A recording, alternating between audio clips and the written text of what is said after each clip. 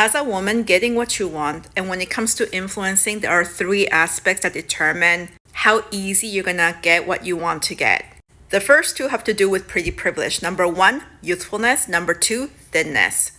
And number three, the scope of what you're asking for has to fit into someone else's agenda for them to gain power and privilege leveraging you, or it cannot be what other people also want, meaning it has to be a great goal for you, but for other people who are really competitive, it's a small goal. For example, let's say you want a managerial role in your company. Maybe you want that role because to you it's an upgrade, but to other people, that's not an upgrade. The title is great, but it's too stressful and it's not enough money compared to the same position at other companies. A lot of times women self-sabotage because they think too small. So if things are happening way too easily for you, then you should be aware of a few things here. Number one, is your goal big enough?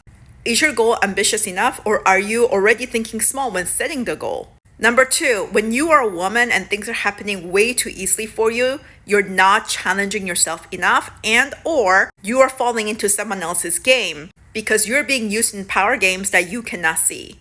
Pretty privilege is effective, but it's still a double-edged sword. It gets you through the door, but if you lack awareness when it comes to these power game social cues and you act carelessly, you are gonna be punished. Just like any privilege, it just gets you through the door. Then you have to play your cards carefully once you're through that door to make sure that you do not lose sight or become leveraged by somebody else. For a lot of my life, I was the youngest in the room. And for most of my adult life, I was also considered thin. These two factors often allow me to get what I want fairly easily as long as my goals weren't too big and weren't challenging or threatening to those who wanted to have control and power. Just because somebody gave you access to a key doesn't mean you have access to the treasures. You still have to play the games right. But the first place that most women have to shift is their small thinking mindset. Your goals have to be attainable for you, but still stretch you tremendously to the point that you have to experience a lot of growth and shift in your mindset and perspectives,